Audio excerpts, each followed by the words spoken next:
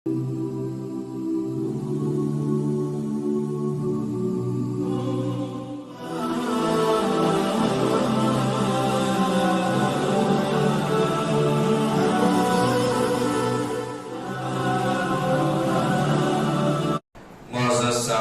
کرام، عزیزان گرامی، تمام تعریفیں اس رب کائنات کے لیے سزاوار ہیں جس رب کائنات نے ہم تمام کو ایک مختصر سی زندگی دے کر دنیا میں بھیجا ہے۔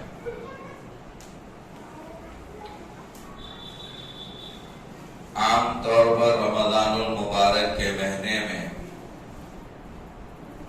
اللہ تبارک و تعالیٰ کے وہ بندے جنہیں اللہ تعالیٰ نے مال عطا کیا ہے، دولت عطا کیا ہے،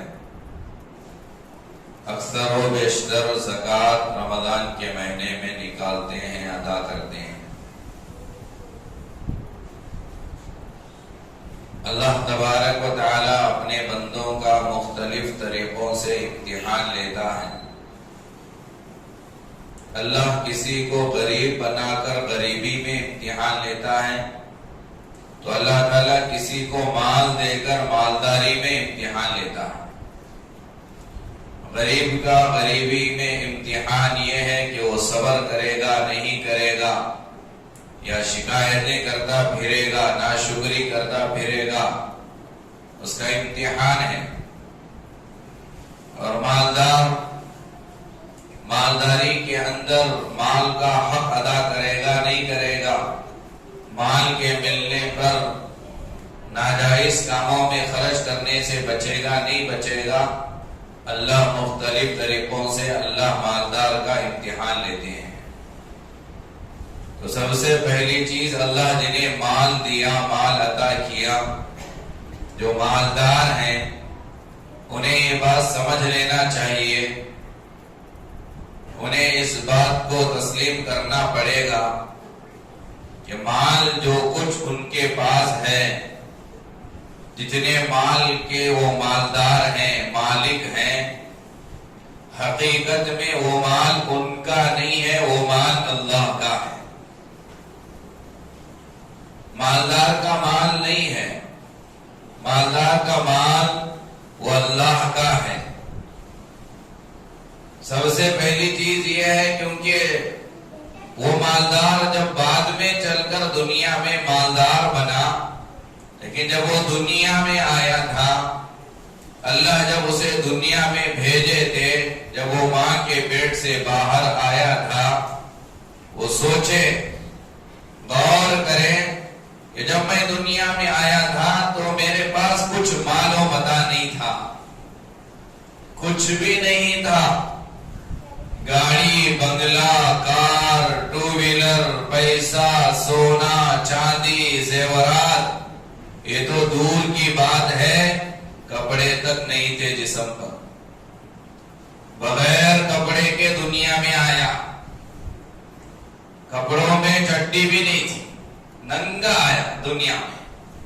اب جو کچھ ہے، کپڑے، مال، جائیداد، سونا، چاندی، زیورات، پلاٹس، محلات، گھر، کھانے کی چیزیں، پینے کی چیزیں، ساری چیزیں جو کچھ اسے ملی، وہ دنیا میں آنے کے بعد انسان سوچتا ہے کہ میں کمایا، میں محنت کیا، میری محنت، میری کمائی، نہیں، تیرے کمانے سے نہیں، یہ اللہ کا دیا ہوا ہے۔ ویسے ہر محنت کرنے والے مالدار بننا تھا تو سب سے زیادہ حمال، جو سامان اٹھاتے ہیں، بوجھ اٹھاتے ہیں، کولی کا جو کام کرتے ہیں، وہ سب سے زیادہ مالدار بننا تھا، کیونکہ ان کی محنت زیادہ ہوتی ہے۔ لیکن معلوم یہ ہوا، مال محنت کی وجہ سے نہیں آتا، مال اللہ کی توفیق سے آتا ہے۔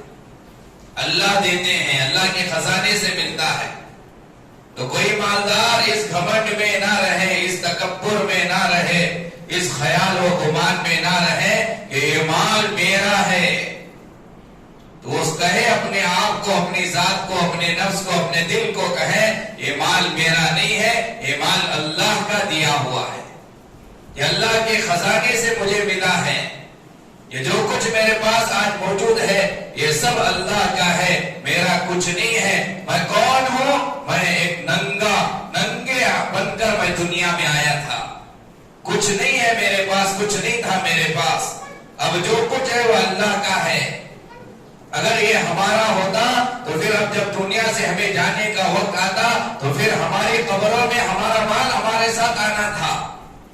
فلاں بندے کا انتقال ہوا، عبدالغفور صاحب کا انتقال ہوا، ان کے پاس 5 لاکھ روپے ہیں، لہذا قبر میں 5 لاکھ روپے بھی ان کے ساتھ بھیج دو، لے کر چلے جائیں۔ ڈالا جاتا ہے، بھیجا جاتا ہے۔ روزے میں بولتے جاؤ تمہیں بھی تھوڑا روزہ لگے، ہاں بھائی بھیج دیا جاتا ہے، مال ساتھ میں نہیں بھیجا جاتا۔ کیوں؟ کیونکہ سارے جانتے ہیں اب یہ مر گیا، اب اس کا جو کچھ تھا وہ اس کا نہیں رہا، اب اس کی گاڑی نہیں، اس کا سونا نہیں، اس کی چاندی نہیں، اس کا پیسہ نہیں، اس کا کیا ہے؟ اس کا کچھ نہیں ہے۔ جو کپڑے یہ پہنا ہے وہ کپڑے بھی اب اس کے نہیں رہے، ان کپڑوں کے ساتھ بھی وہ قبر میں نہیں جا سکتا۔ ہاتھ میں انگوٹھی پہنا تھا، انتقال ہوا، وہ انگوٹھی بھی قبر میں لے کر جانے نہیں دیتے، نکال لیا جاتا ہے انگوٹھی۔ عورت ہے، انتقال ہوا، معمولی پلی 300 روپے 500 روپے میں آنے والی پلی اگر آسانی سے نہ نکلے اسے بھی کٹ کر کے نکال لیا جاتا ہے۔ ہاتھ میں کی انگوٹھی نہ نکلی، کٹ کر کے نکالنے کا حکم دیا گیا۔ پیر میں ڈالنے والی عورتیں جو پہنتی ہیں اگر وہ نہ نکلے اسے بھی نکال لیا جاتا ہے۔ یہ ساری چیزیں ہم نے دیکھا ہے، یہ ہوتا ہے۔ آج ہم یہاں بیٹھے ہیں کپڑوں کے ساتھ، ٹوپی کے ساتھ، ابھی ہمارا انتقال ہو جائے، جب نہلانے کے لیے جب ہمیں نکالا جاتا ہے، کیا ہمارے کپڑے نہیں نکالے جاتے؟ کیا ہماری واچ نہیں نکالی جاتی؟ کیا ہماری انگوٹھی نہیں نکالی جاتی؟ کیا ہمارے جیب سے پیسے جو کچھ ہے وہ نہیں نکال لیے جاتے؟ تو کیا ہے ہمارا؟ آئے تھے خالی ہاتھ، جانا ہے خالی ہاتھ۔ اب جو کچھ یہ مال و دولت جو اللہ نے ہمیں دی ہے یہ ہماری نہیں ہے، یہ اللہ کی ہے۔ تو یہ پہلے ذہن میں لائیں گے تو پھر اس مال کو اللہ کے راستے میں لگانا آسان ہو جائے گا، اس مال کی زکات نکالنا آسان ہو جائے گا، وہ مال خرچ کرنا آسان ہو جائے گا۔ جو بندہ اس مال کو اپنا مال سمجھتا ہے، اللہ کا مال نہیں سمجھتا، پھر وہ بندہ اس مال کو اللہ کے راہ میں لگانے میں پیچھے ہٹتا ہے، دینے سے کتراتا ہے، نہیں دے گا۔ کیوں؟ وہ کہے گا یہ میرا مال ہے۔ تو میں نے بتایا یہ تیرا مال کیسے ہوگا؟ تو دنیا میں آیا تھا، ننگا تھا، نہ تیرے پاس کپڑے تھے، نہ دولت تھی، نہ سونا تھا، نہ چاندی تھی، نہ زیورات تھے، نہ بنگلہ تھا، کچھ نہیں تھا، خالی ہاتھ ننگا بن کے دنیا میں آیا۔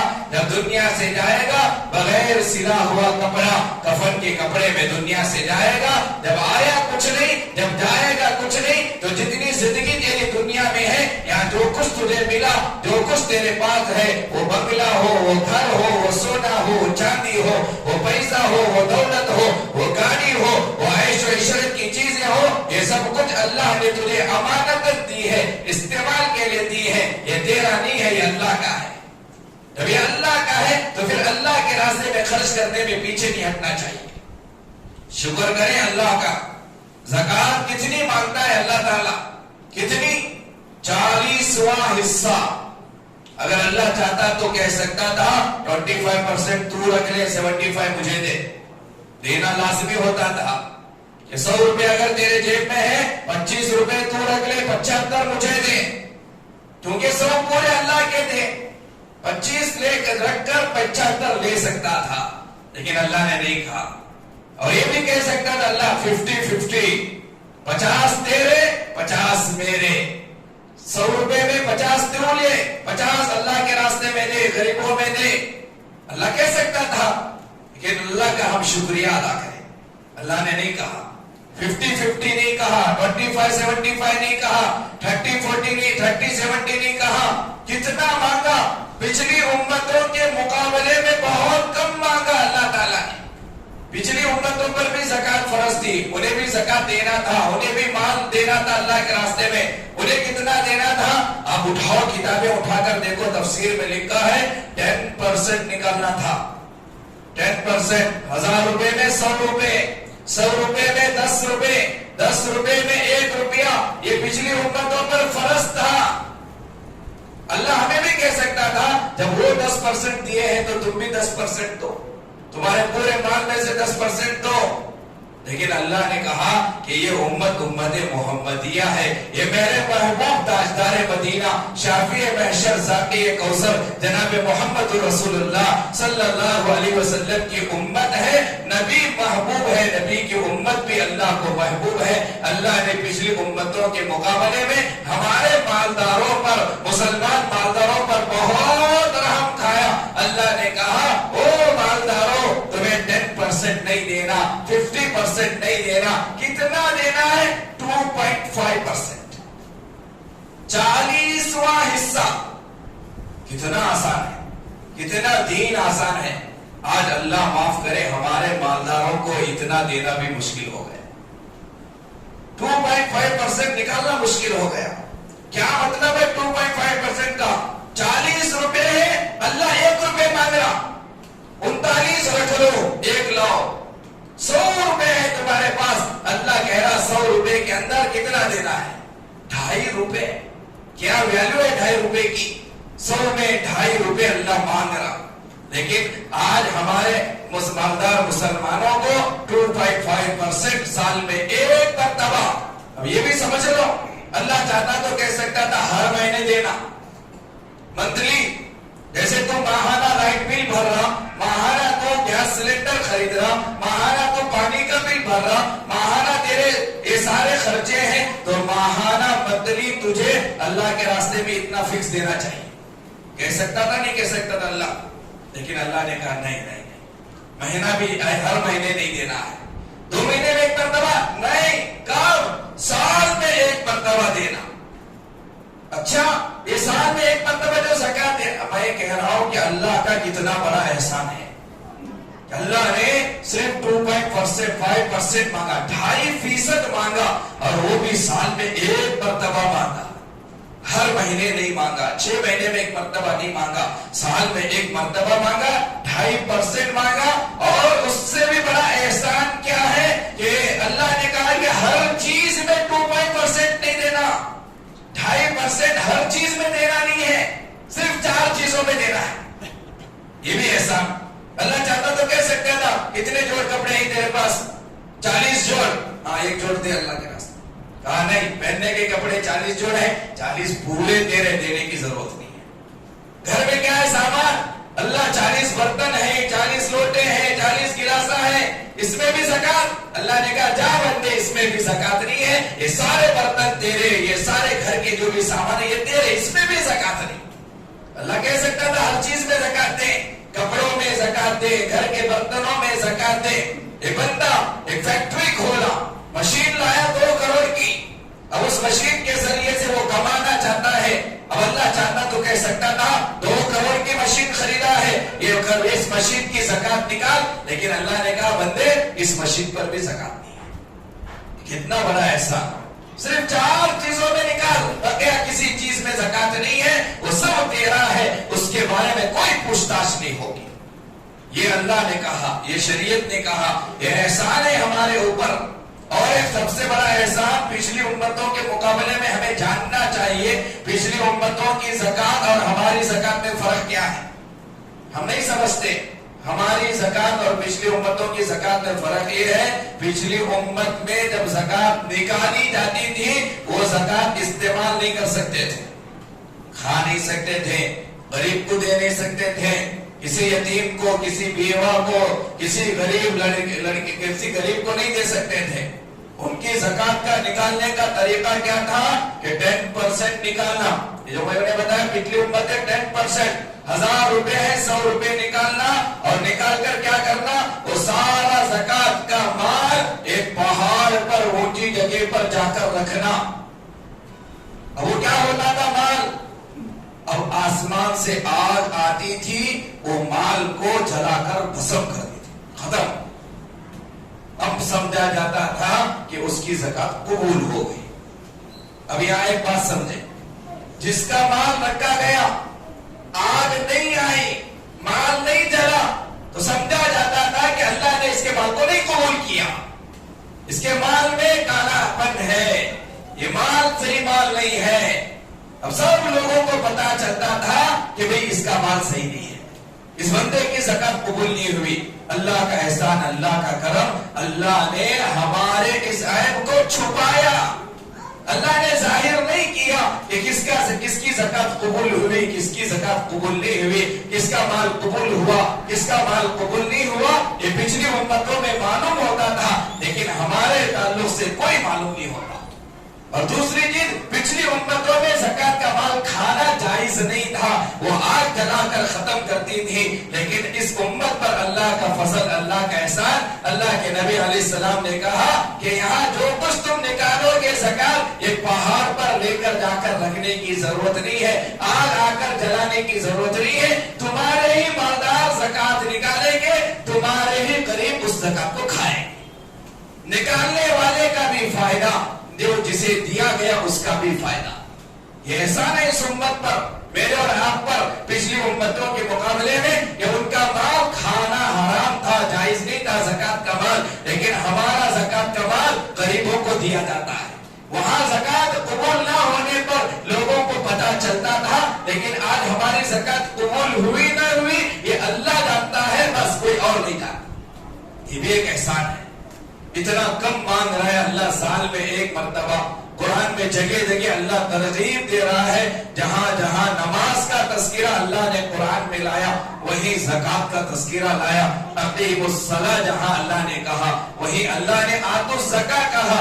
نماز قائم کرنا، نماز پڑھنا کافی نہیں ہے، زکات دینا بھی ضروری ہے. نماز وہ جسم کی عبادت ہے، زکات وہ مال کی عبادت ہے. نماز کے ذریعے سے اللہ ہمارے جسم کا امتحان لے رہا ہے، اور زکات کے ذریعے سے اللہ ہمارے مال کا امتحان لے رہا ہے. اللہ جگہ جگہ کہتا ہے ما عندکم ينفد وما عند اللہ باق. اللہ نے ہمیں ترغیب دے کہا، او میرے بندو، جو کچھ تمہارے پاس ہے وہ تمہارے پاس جو کچھ بھی ہے، سونا ہو، چاندی ہو، پیسہ ہو، زیورات ہو، محلات ہو، گاڑی ہو، جو کچھ تمہارے پاس ہے، اللہ کہہ رہا ہے، قرآن کہہ رہا ہے ما عندکم ينفد. ایک دن آئے گا وہ سب کچھ ختم ہو جائے گا، تمہارا مال ختم ہو جائے گا، جائیداد ختم ہو جائے گی. اللہ چاہے منٹوں میں نہیں، سیکنڈوں میں ختم کر سکتے ہیں. کیا ابھی کچھ دن پہلے، کچھ مہینے پہلے کیا ترکی کے اندر کیا زلزلے نہیں آئے؟ رات میں وہ کروڑوں کے مالک تھے، صبح ہوئے وہ ناشتہ بھی مانگنے کے لیے محتاج ہو گئے.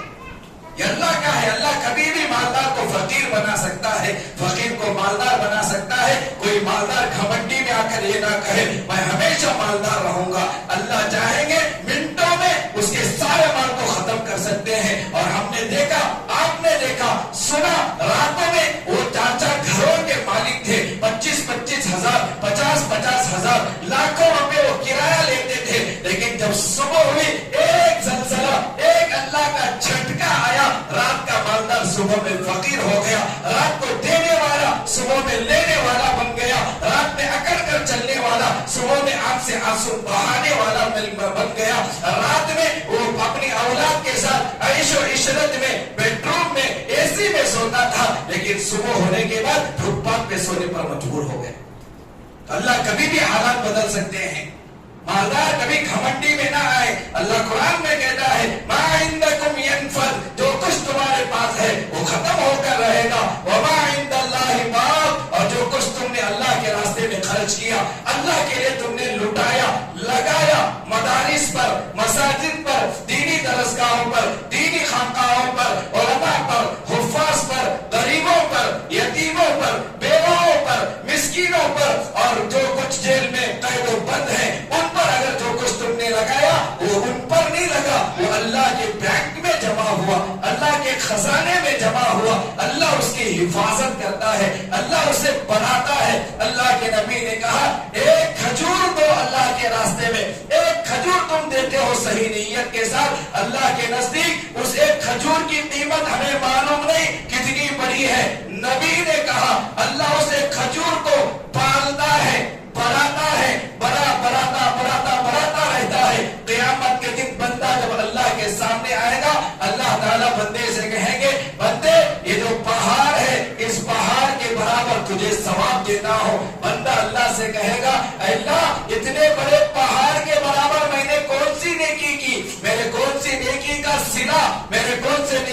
ثواب ایک پہاڑ ہے. اللہ بندے سے کہیں گے بندے فلاں وقت فلاں دن تو نے ایک کھجور صدقہ کیا تھا, وہ ایک کھجور کو ہم نے پال کر بڑا کیا, وہ تیرا ایک کھجور آج پہاڑ بن گیا ہے. اس ایک کھجور کو اللہ پہاڑ کے برابر بڑا بنا کر اللہ ثواب عطا کرے. ایک کھجور پر اتنا مل سکتا, 100 روپے پر کتنا ملے گا, 1000 پر کتنا دیں گے, سوچ نہیں سکتے. اللہ سے کل قیامت کے دن 100 منظر بندہ دیکھے گا, میں دیکھوں گا, آپ دیکھیں گے. ہمارا ایمان ہے آخرت میں اللہ کے سامنے ہمیں کھڑے ہونا ہے, اللہ کے سامنے ہمیں حساب دینا ہے. جب ہم کھڑیں گے یہ سارا منظر دیکھیں گے, او ہو ایک کھجور کے بدلے پہاڑ کے برابر ثواب مل رہا. اس وقت میں بندہ زبان سے جو الفاظ نکالے گا وہ الفاظ بھی اللہ نے قرآن میں لایا. جو بندہ کہے گا دیکھ کر کیا کہے گا, اللہ بھی ہمیں بتا رہے ہیں, قرآن ہمیں سمجھا رہا ہے. تم جب یہ سب دیکھو گے کہ تھوڑا دینے پر میں اتنا دے رہا ہوں, کہ ایک دینے پر 700 دے رہا ہوں, میں بے حساب دے رہا ہوں, بندہ سب کچھ دیکھ کر اس وقت میں اللہ سے کہے گا اصدق اکم من الصالحین. یہ جملے نکلیں گے بندے کے زبان سے, اصدق اکم من الصالحین, کاش جتنا تھا میرے پاس سب کچھ اگر میں صدقہ کر دیتا تو کیا ہی اچھا ہوتا. بندہ کہے گا اس وقت میں سب کچھ دے دیتا, میں 2.5% نہیں, 2.5% نہیں, بندہ کہے گا سب دے دیتا, میرا سارا مال میں لگا دیتا, کیا ہی اچھا ہوتا. اس وقت میں بندہ افسوس کرے گا اللہ کے ساتھ. یہ ہے اللہ تبارک و تعالیٰ کا نظام. اللہ تعالیٰ ہمارے مال کو لے کر اللہ کو کچھ فائدہ نہیں ملے گا. ہمارے مال جو ہمارے غریبوں پر لگتے ہیں, ہمارے غریب کا بھی بھلا ہوگا اور ہماری آخرت بھی سنورے گی اور ہماری دنیا بھی بنے گی. اب سوال ہوگا بھی دنیا ہماری کیسے بنے گی, ہماری دنیا کیسے سنورے گی. ہماری دنیا تو بگڑتی ہوئی ہمیں نظر آ رہی ہے, اس لیے تو ہمیں زکات نکالنا مشکل ہو گیا. کیونکہ ہمیں ظاہر میں یہ لگ رہا ہے کہ میرے پاس 1000 روپے ہیں, اب اس 1000 روپے کے اندر 250 روپے جب میں دے رہا ہوں تو پھر میرا مال کم ہوا بڑا. عقل تو یہ کہہ رہی کہ کم ہوا. لاکھ روپے میں 2500 مجھے دینا پڑ رہا ہے, عقل ہماری یہ کہہ رہی ہے اس لیے آج زکات نکالنا ہمیں مشکل ہوا, کیونکہ لاکھ میں 2500 کم ہوئے, 40,000 میں 1000 کم ہوئے, اس لیے ہمیں نکالنا مشکل ہوا.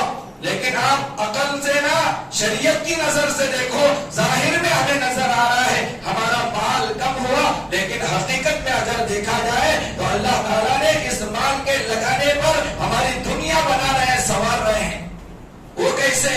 حدیث میں آتا ہے اللہ کے نبی علیہ الصلوۃ والسلام نے فرمایا اگر تم زکات پابندی سے ادا کرو گے, اللہ کے راستے میں صدقہ و خیرات کرتے رہو گے, تمہیں دنیا تمہاری کیسے سنورے گی پتا ہے. اللہ کے نبی فرماتے ہیں, میری بات نہیں, اللہ کے نبی نے کہا تم یہاں زکات نکالے, تم یہاں صدقہ دیے, تقدیر میں لکھا ہوا تھا کہ یہ بندہ جائے گا مارکیٹ میں, یہ بندہ جائے گا فلاں گاؤں, جاتے ہوئے راستے میں اس کا ایکسیڈنٹ ہونا تقدیر میں لکھا ہوا ہوتا ہے, لیکن جانے سے پہلے اس نے صدقہ دیا, اس نے اپنے مال کی زکات نکالی, اس کے زکات کی برکت سے, صدقے کی برکت سے اللہ ایکسیڈنٹ سے بچاتا ہے. یہ ہے فائدہ. دیا تھا 1000 روپے, لاکھ روپے ہاسپٹل میں ڈالنا پڑتا تھا, اللہ نے بچا لیا. لکھا تھا تقدیر میں یہ بندہ, اس بندے کے بیٹے کو فلاں بیماری آنا ہے, لیکن اس بندے نے صدقہ نکالا, اس بندے نے زکات نکالی, اللہ تعالیٰ فرشتوں سے کہیں گے اسے بیماری نہ دو اس کے بیٹے کو, کیونکہ اس کے باپ نے یہ صدقہ نکالا ہے, زکات نکالا ہے. دکھتا نہیں ہے لیکن اللہ تعالیٰ ہمارے دینے سے آنے والی مصیبتوں کو دور کرتا ہے, ہمیں احساس نہیں ہوتا. بولتی نہیں بولتی, ذرے میں بچا جی نہیں تو ہاتھ ٹوٹ جاتا تھا, ذرے میں بچا جی آنکھ پھوٹتی تھی, ذرے میں بچا جی نہیں تو میرے بچے کا کیا ہوتا ہے. وہ ذرے میں جو بچہ بولتی نہیں, وہ کون بچائے, وہ اللہ کے حکم سے فرشتہ بچائے. وہ کیوں بچایا؟ کیونکہ ہمارا نیکی, ہمارا صدقہ, ہمارا زکات وہاں آ گیا. ہم نے صدقہ دیا تھا, اب میرے بچے کا ایکسیڈنٹ ہونے والا تھا, وہ صدقے کی وجہ سے اللہ اسے بچا لیتا ہے. یہ فائدہ ہے. اور دوسرا فائدہ اللہ کے نبی علیہ الصلوۃ والسلام نے فرمایا تو اللہ کے راستے میں بری موت سے اللہ حفاظت کرتا ہے, اللہ بری موت سے بچاتا ہے. یہ فائدہ اللہ کے نبی نے بیان کیا ہے اور قرآن کے اندر ہے تُطَهِّرُهُمْ وَتُزَكِّيهُمْ युज़क्कीहिम बिहा। देने पर क्या फायदा होगा? नंबर 1, अल्लाह तुम्हारे दिलों को पाक करेंगे, देने से दिल पाक हो जाते हैं। और दूसरा कहा कि तुम्हारे माल में से ज़कात निकालने से तुम्हारा माल पाक हो जाता है।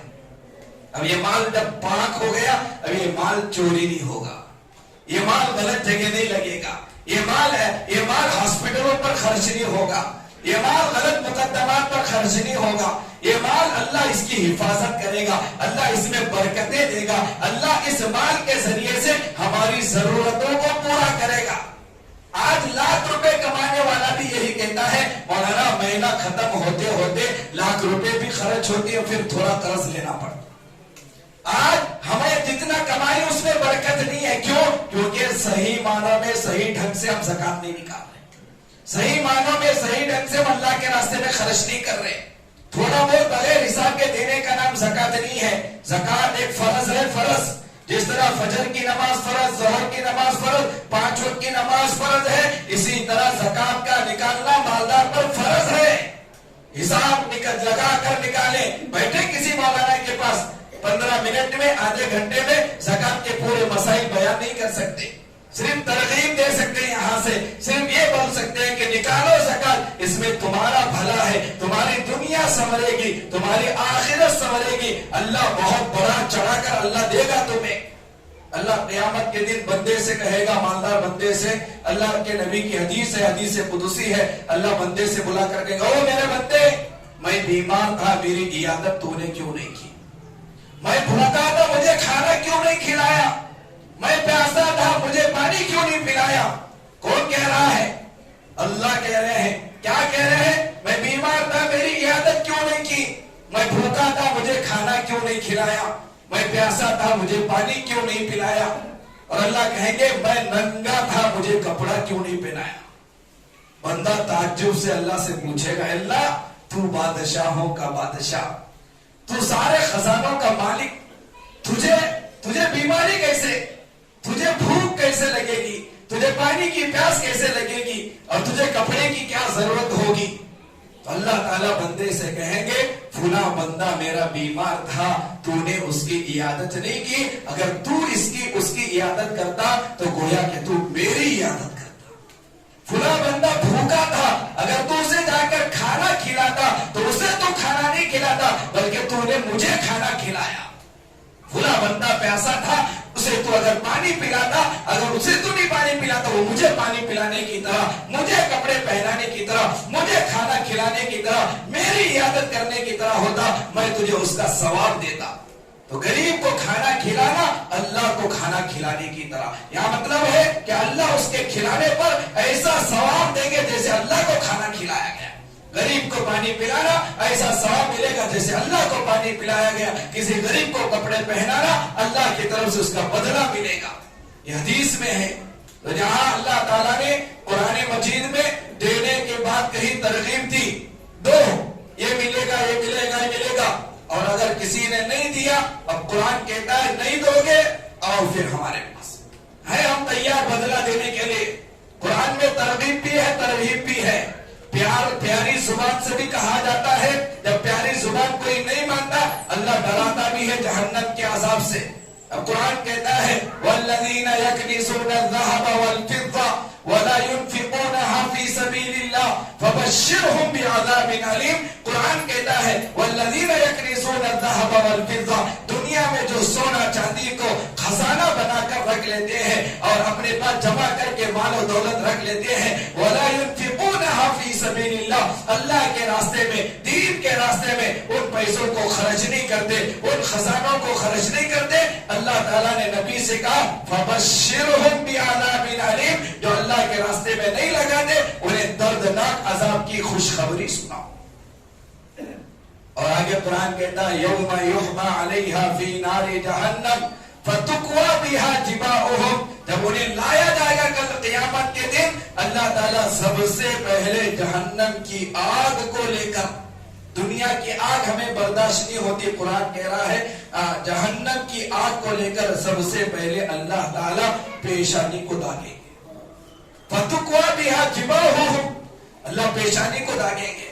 व जुनूबुहुम, اللہ تبارک و تعالیٰ دونوں مونڈوں کو داغیں گے. وَظُهُورُهُمْ پھر اللہ جہنم کی آگ سے پیٹ کو داغیں گے. اب یہاں مفسرین لکھتے ہیں سب سے پہلے یہاں کیوں داغا جاتا ہے, پھر یہاں کیوں داغا جاتا ہے, پھر تیسری مرتبہ پیٹ پر کیوں داغا جاتا ہے.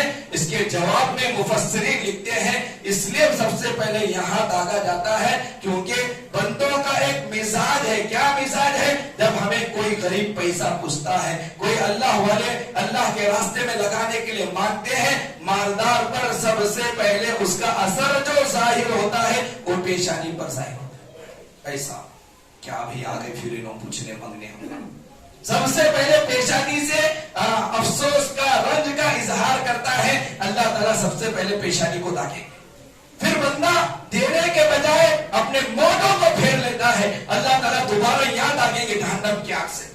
پھر بندہ پھر پیٹ دکھا کر چلے جاتا ہے. قرآن کہتا ہے ظہور ہو, پھر اس پیٹ کو داغیں گے اللہ جہنم کی آگ سے جس پیٹ کو دکھا کر گیا تھا. اور دنیا میں ایسا ہوتا مارتے مارتے بولتی کرتا کیا پیپر, یہ کیس تو کرے سو سزا, تو کریا نہیں اس کی سزا. جیسے یہ رواج ہے, اللہ بھی قیامت کے دن فرشتے بھی کہیں گے داغتے ہوئے, کیا کہیں گے؟ ہَذَا مَا كَنَزْتُمْ لِأَنفُسِكُمْ. یہ جملہ کہیں گے اللہ فرشتے داغتے ہوئے کہیں گے ہَذَا مَا كَنَزْتُمْ. یہ جہنم نہیں, یہ جہنم کی آگ نہیں, یہ تیرا مال ہے جس مال کو تو نے اللہ کے راستے میں نہیں لگایا. یہ وہ مال ہے جس کی تو نے زکات نہیں نکالی, یہ وہ مال ہے جسے تو نے اللہ کے راہ میں نہیں لگایا. ہَذَا مَا كَنَزْتُمْ لِأَنفُسِكُمْ فَذُوقُوا مَا كُنْتُمْ تَكْنِزُونَ. چک تیرے مال کا مزہ چک, تیرے سونے کا مزہ چک, تیرے چاندی کا مزہ چک, تیرے پیسوں کا مزہ چک, تیری جائیداد کا مزہ چک, تیرے محلات کا مزہ چک, تیرے عیش و عشرت کا مزہ چک. جو کچھ تو نے دنیا میں جمع کر کے بیلنس بنا کر بینک بیلنس بنا کے رکھا, لے چک, یہ تیرا مال ہے, یہ جہنم نہیں, یہ جہنم کی آگ نہیں ہے.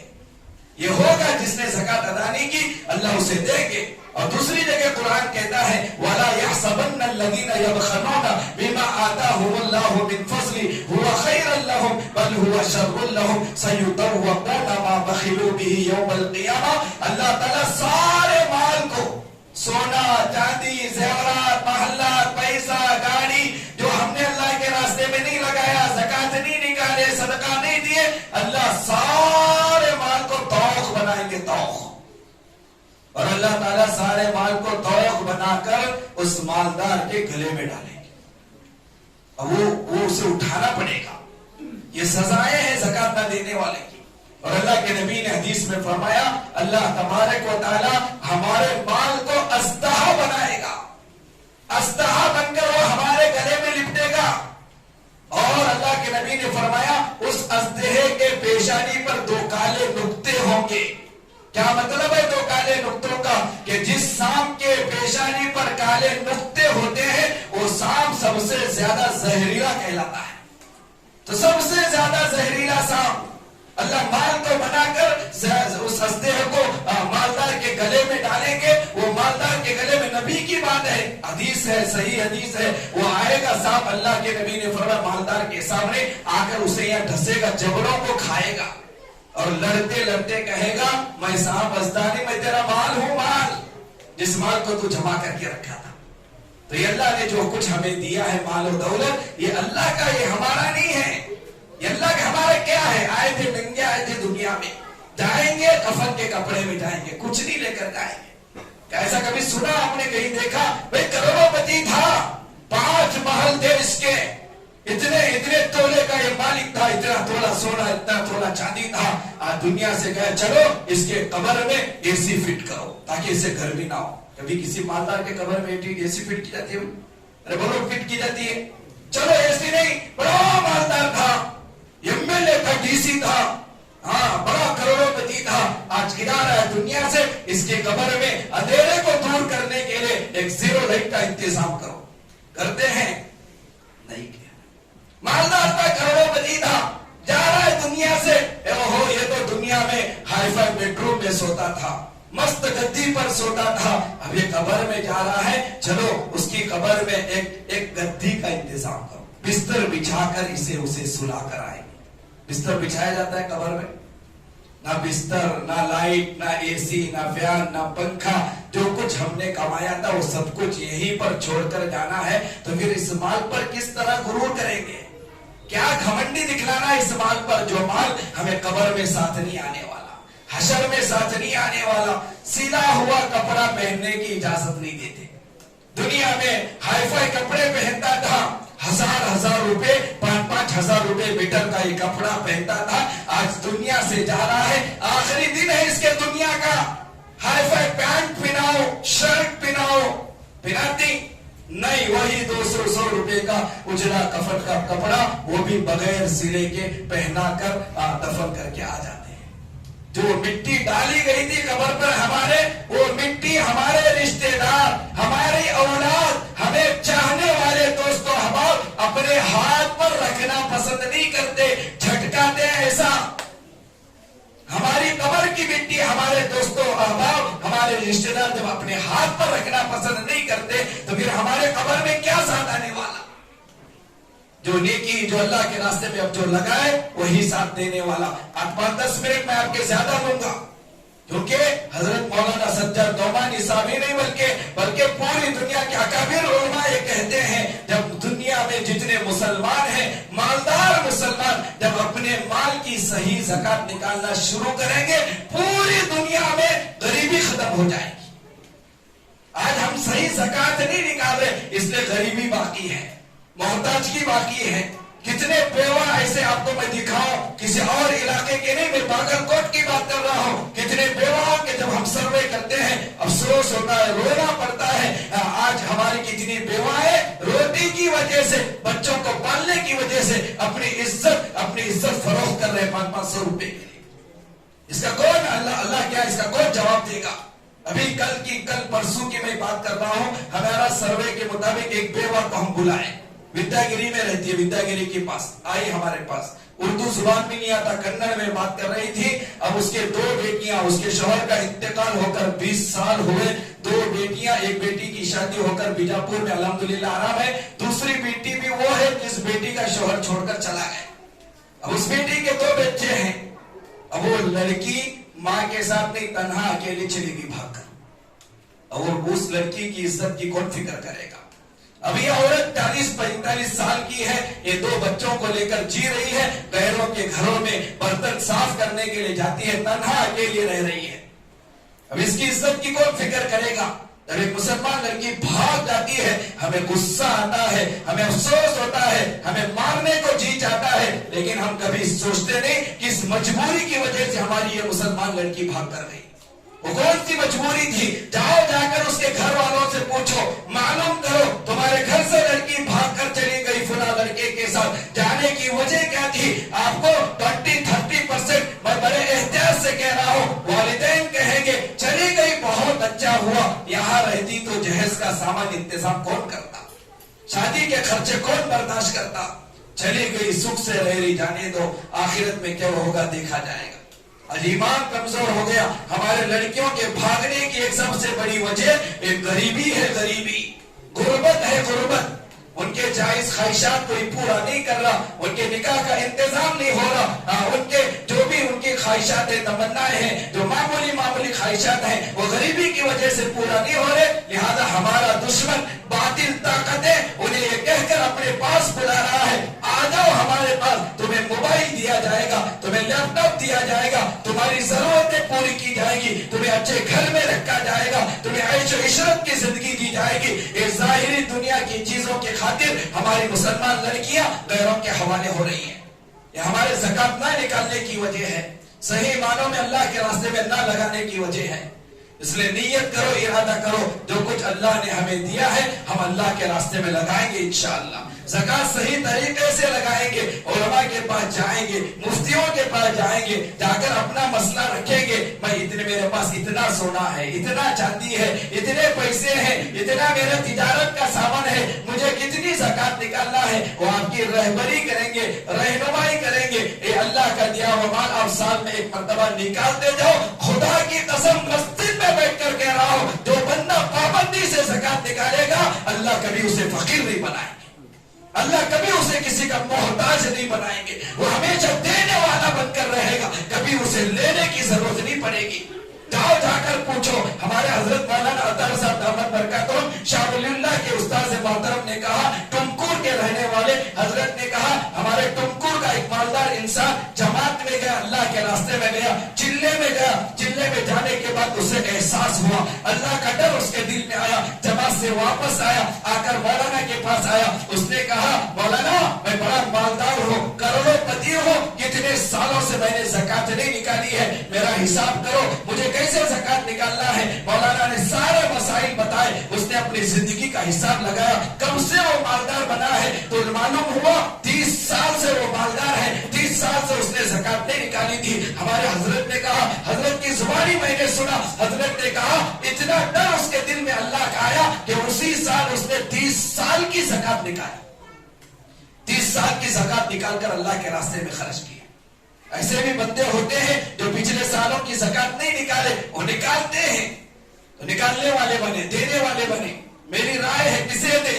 آخری بات یہ ہے کہ سب سے پہلے رمضان کا مبارک مہینے میں مساجد والے ہمارے پاس آتے ہیں، مسجدوں کو زکات نہیں دے سکتے، مسجدوں کو صدقہ فطر نہیں دے سکتے، مسجدوں کو واجبی صدقہ نہیں دے سکتے۔ آپ کی جو گاڑی کمائی، حلال کی جو کمائی ہے اللہ کے گھر کے لیے، آپ چیئرمین کو نہیں دے رہے، آپ سیکریٹری کو نہیں دے رہے، آپ ممبر کو نہیں دے رہے، آپ مؤذن کو نہیں دے رہے، آپ امام کو نہیں دے رہے۔ آپ سب سے پہلے ذہن میں یہ بات لائیں، یہ مسجد کی کمیٹی جو ہمارے پاس آئی ہے، یہ مسجد کے ذمہ دار جو ہمارے گھر کے دہلیز تک آئے ہیں، میں تو کہتا ہوں ہمیں شرم آنی چاہیے۔ حق تو یہ تھا کہ ہم سب مسجد والوں کے پاس آ کر کہنا تھا یہ ہمارا پیسہ مسجد کے لے لو، لیکن ہمارے ذمہ داروں کا احسان ہے، یہ اپنے کام کاج چھوڑ کر اپنا وقت نکال کر ہمارے دہلیز تک آ رہے ہیں، ہمارے گھروں تک آ رہے ہیں، یہ اللہ کا فضل ہے۔ جب مسجد کے ذمہ دار، میں صرف الیاس مسجد کی بات نہیں کر رہا، جتنے بھی مسجدیں ہیں،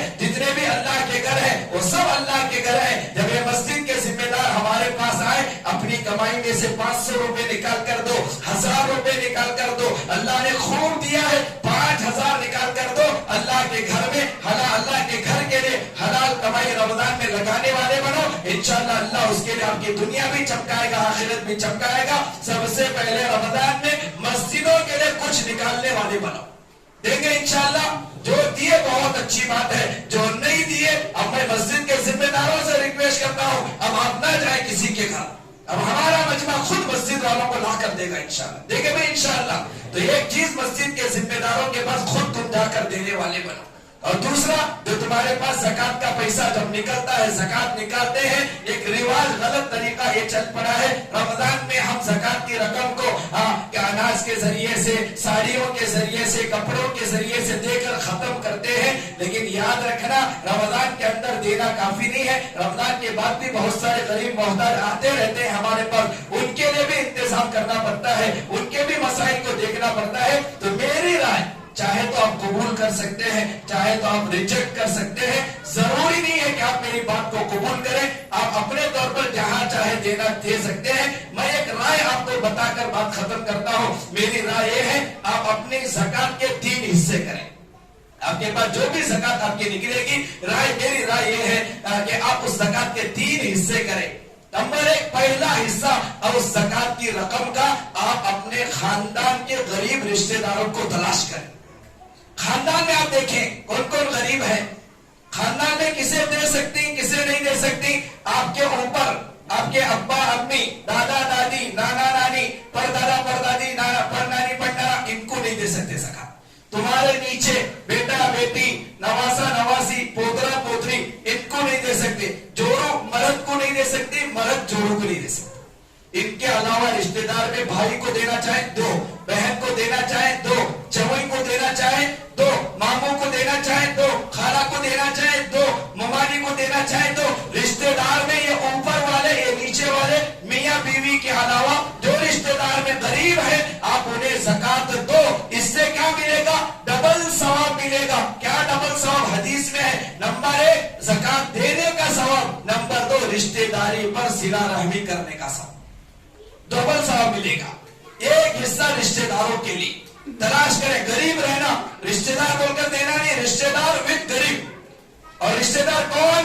جو ان کے علاوہ ہو انہیں آپ زکات دو، اور دوسرا آپ کے مال زکات کے مال میں سے ایک حصہ مدرسے والوں کو دو. ایک ہی مدرسے کے لیے خاص نہیں، بہت سارے مدارس ہندوستان میں آج ہمارے دین کی جو حفاظت ہو رہی ہے وہ مدارس کی وجہ سے ہو رہی ہے. مدارس ہے قرآن کی حفاظت ہو رہی ہے کیونکہ اسی مدارس سے حافظ پیدا ہوتے ہیں، اسی مدارس سے علماء پیدا ہوتے ہیں، مفتیان اکرام پیدا ہوتے ہیں، دین کے داعی پیدا ہوتے ہیں، دین کی حفاظت کرنے والے مدارس سے پیدا ہوتے ہیں. اور مدارس میں آنے والے 99% بچے غریب گھرانے کے ہوتے ہیں. تو مدارس زکات سے چلتے ہیں، امداد سے چلتے ہیں، صدقات سے چلتے ہیں. ایک حصہ تمہاری زکات کا مدارس کے لیے خالی کرو، دو مدارس والوں کو. اور حق تو یہ تھا کہ تمہیں جانا تھا مدرسوں کو دینے کے لیے، لیکن اللہ کا فضل مدرسے والے جب ہمارے پاس آ رہے ہیں دینے والے بنو.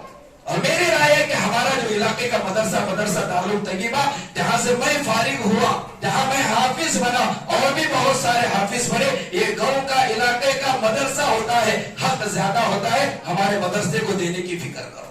نکالو، میرے پاس بھی رسید بک ہے مدرسے کی، مجھے دو، اور مولانا کے پاس بھی ہے انہیں دو. بہرحال مدارس والوں کو دو، کسی مدرسے کو دینا کوئی ضروری نہیں، جس مدرسے کو دینا چاہے دو مدارس کو دو.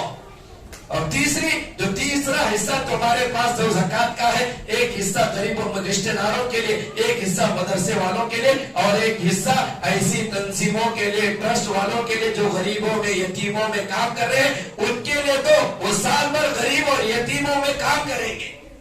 دو. اب کسے دیں گے؟ میں تو کہوں گا سبا خدمت کو دو. ہم بھی کر رہے ہیں. آپ کی نظر میں کوئی اور ٹرسٹ ہے، کوئی اور تنظیم ہے جو اچھے کام کر رہی ہے، آپ دو، تاکہ یہ بھی سال بھر غریبوں کی دیکھ بھالی کرے، ان کا انتظام کرے، ان کی فکر کرے. تو اس طرح تمہاری زکات کی ترتیب بنا کر اگر دیں گے انشاءاللہ تمہارے غریب رشتہ داروں کا بھی فائدہ ہوگا، مدرسے والوں کا بھی فائدہ ہوگا. ٹرسٹ اور تنظیموں کو دینے کی وجہ سے اس میں یتیم بھی آ گئے، بیوہ بھی آ گئے، اس میں غریب بھی آ گئے، مسکین بھی آ گئے، وہ سب میں کام کریں گے. اس طرح ہمارے مدارس بھی چلیں گے، ٹرسٹ بھی چلیں گے، غریبوں میں بھی کام ہوگا، رشتہ داروں میں بھی کام ہوگا. انشاءاللہ ایک دن آئے گا صحیح طریقے سے زکات نکالنے کی وجہ سے، صحیح طریقے سے زکات دینے کی وجہ سے اللہ غریبی کو ختم کرے گا انشاءاللہ.